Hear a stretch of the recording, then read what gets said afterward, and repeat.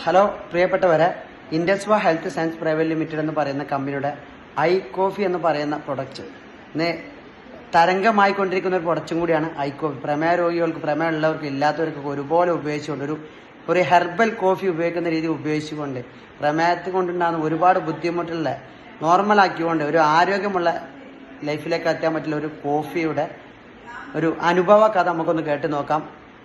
എടവണ്ണ സ്വദേശി, എടവണ്ണ ഒതായിലുള്ള നാസർക്ക് അദ്ദേഹം I coffee ഉപയോഗിച്ച് അദ്ദേഹത്തിന്റെ അനുഭവം ഒന്ന് കേട്ട് നോക്കാം. ഹലോ, ഞാൻ ഒരു പ്രവാസിയായിരുന്നു. 20-22 വർഷത്തോളമായിട്ട് പ്രവാസിയാണ്. 22 വർഷമായിട്ട് ഷുഗറുള്ള ആളാണ്.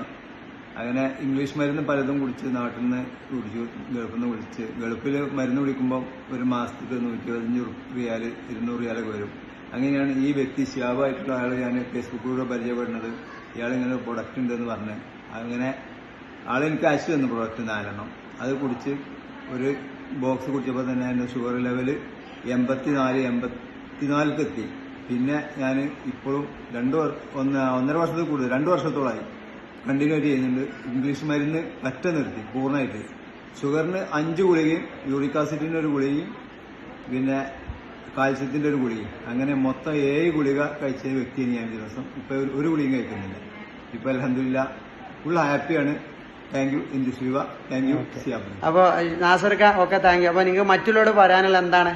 മറ്റുള്ളവർ പറയാനുള്ളത് ഈ ഇതിന് വില കൂടുതലാണെന്നൊക്കെ പലരും പറഞ്ഞ് പിന്മാറുന്നവരോട് പറയാനുള്ളത്, എനിക്ക് നമ്മൾക്ക് ശാരീരിക പ്രശ്നങ്ങളൊന്നുമില്ല, 100% നമ്മൾ ഹാപ്പിയാണ്.